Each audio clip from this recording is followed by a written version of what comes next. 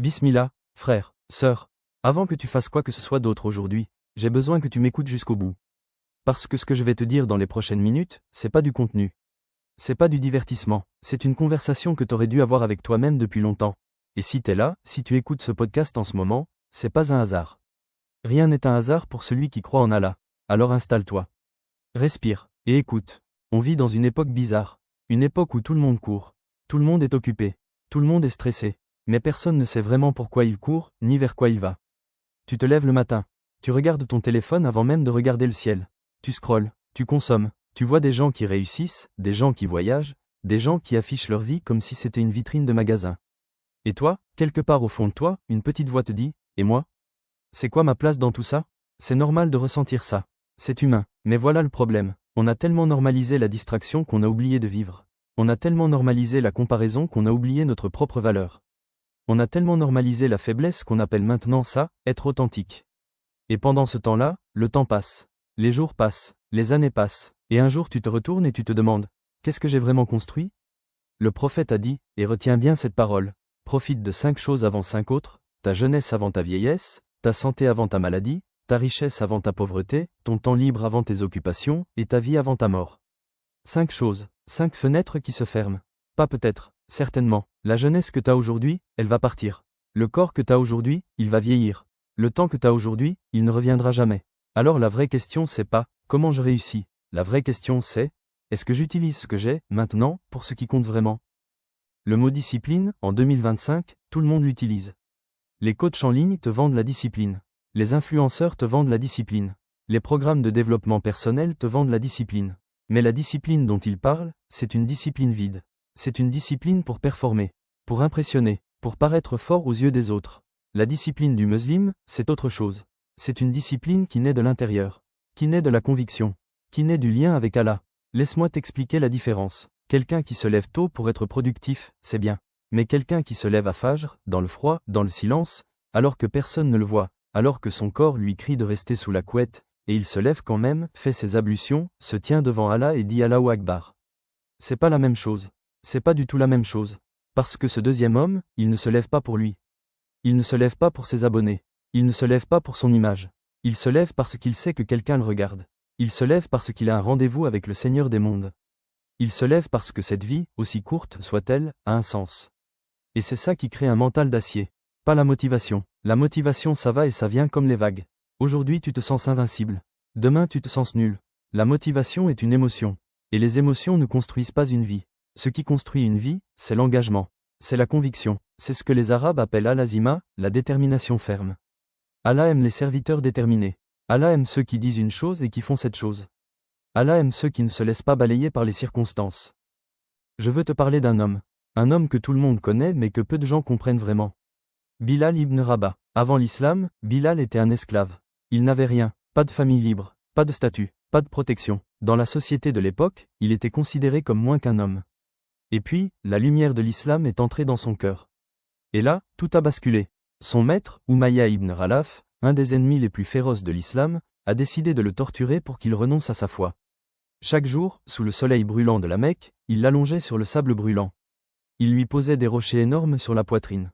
Il voulait l'étouffer, physiquement, spirituellement. Il lui disait « Renie Muhammad, renie Allah », et tout s'arrête. Une seule phrase, et la douleur s'arrête. Et sais-tu ce que Bilal répondait ?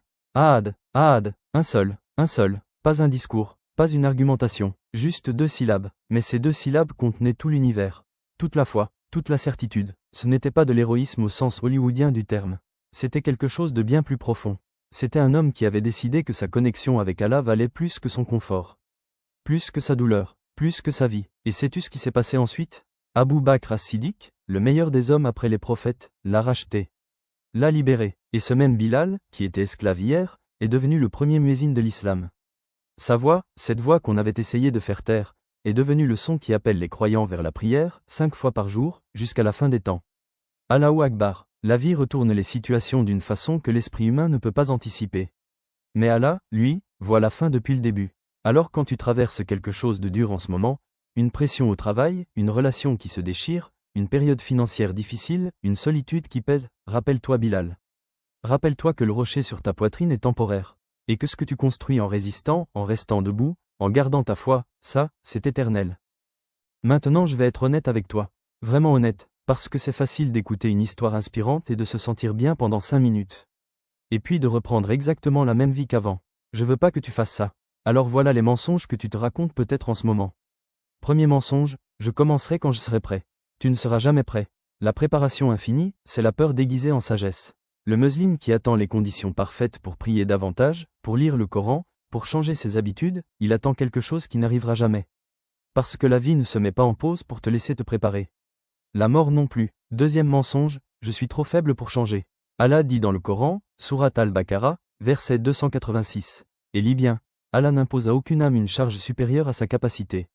Tu entends ce que ça veut dire? Ça veut dire que ce que tu traverses, Allah sait que tu peux le porter. Pas peut-être, il sait, parce qu'il t'a créé, il connaît tes limites mieux que toi.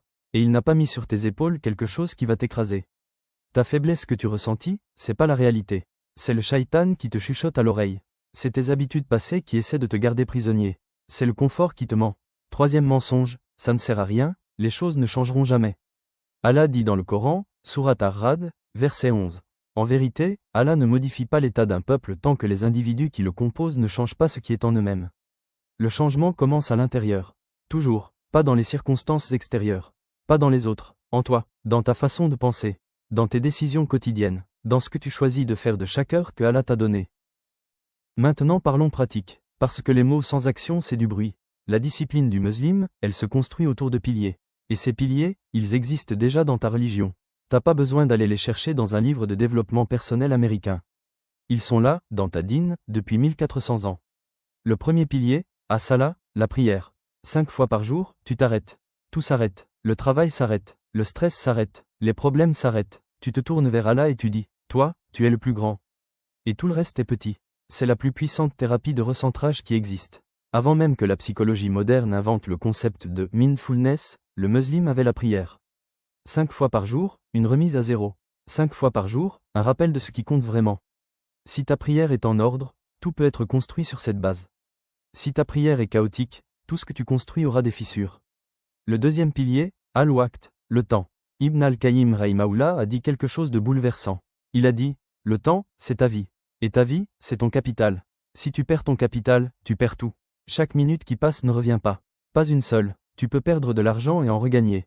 Tu peux perdre un ami et en retrouver un autre. Mais le temps, une fois parti, il est parti pour toujours. Alors la vraie question disciplinaire pour le musulman, c'est, qu'est-ce que je fais de mes heures? Pas de mes années, pas de mes mois, de mes heures, de ce moment, maintenant. Le troisième pilier, al-muhashaba, le bilan quotidien.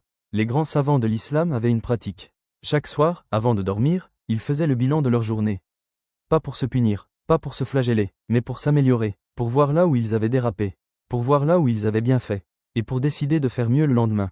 Umar ibn al-Khattab disait, faites votre bilan avant qu'on le fasse à votre place. Avant le jour du jugement, fais ton propre jugement. Chaque jour, 1 minute d'honnêteté avec toi-même avant de dormir. C'est tout ce qu'il faut. Le quatrième pilier, Asuba, l'entourage. Le prophète a dit, l'homme est sur la religion de son ami intime. Que chacun de vous regarde donc qui il prend pour ami intime. Ton entourage, c'est ton destin. Les gens avec qui tu passes tes heures, ils façonnent qui tu deviens.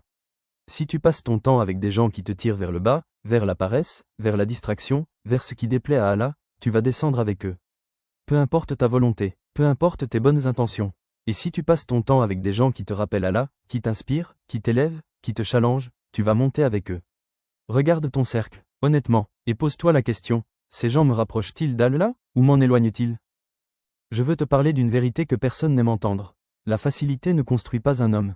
La facilité ne construit pas une femme. La facilité ne construit rien du tout. C'est la pression qui crée le diamant. C'est la chaleur qui forge l'acier. Et c'est l'épreuve qui révèle le musulman. Allah dit dans le Coran, Sourate Al-Baqarah, verset 155. Nous vous éprouverons certes par un peu de peur, de faim, de perte de biens, de vie et de fruits. Et fais la bonne annonce aux endurants. Aux endurants, pas aux chanceux, pas aux talentueux, pas aux intelligents, aux endurants, à Sabiroun, ceux qui tiennent, ceux qui ne lâchent pas, ceux qui, quand la vie les frappe, disent Inna lillahi wa inna ilayhi raji'un, nous appartenons à Allah et c'est vers lui que nous retournons, et qui continuent d'avancer. Ce que tu traverses en ce moment, la période dure, la pression, le moment où tu te demandes si ça vaut encore la peine de tenir, c'est pas une malédiction. C'est une sélection. Allah ne donne pas les grandes épreuves aux âmes ordinaires. Il y a une différence fondamentale entre deux types de personnes. Il y a ceux qui vivent en réaction. Quelque chose se passe, ils réagissent. Quelqu'un les blesse, ils réagissent. Quelque chose échoue, ils réagissent. Leur vie entière est une série de réactions aux événements extérieurs. Ils n'ont aucun contrôle, ils sont ballottés comme une feuille dans le vent. Et il y a ceux qui vivent par intention. Ils se lèvent le matin avec un but. Ils savent pourquoi ils font ce qu'ils font. Quand quelque chose de difficile arrive, ils ne réagissent pas à chaud. Ils respirent, ils réfléchissent, ils choisissent leur réponse. Le musulman qui a compris son dîn, il appartient à la deuxième catégorie. Parce que sa vie entière est organisée autour d'une intention, je fais tout ça pour Allah.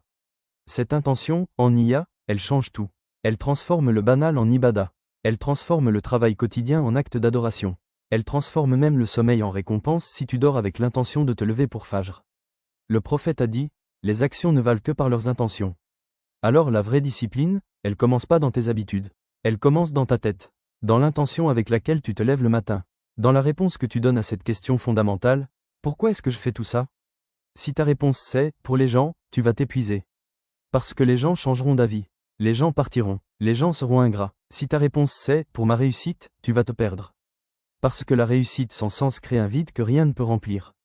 Mais si ta réponse c'est, pour Allah, alors t'es libre. Vraiment libre, parce que tu ne dépends d'aucun regard humain. Tu ne dépends d'aucune validation extérieure. Tu travailles pour celui qui ne t'oubliera jamais. Tu travailles pour celui qui récompense même ce que personne d'autre ne voit. Conclusion, c'est eux que je te demande. On arrive à la fin de cet épisode. Et je vais te demander une chose. Une seule. Ne repars pas de cet épisode comme avant. Pas besoin de tout changer d'un coup. Pas besoin de révolutionner ta vie en 24 heures. La religion est facile. Le prophète nous a dit de prendre les choses graduellement. De faire peu mais régulièrement.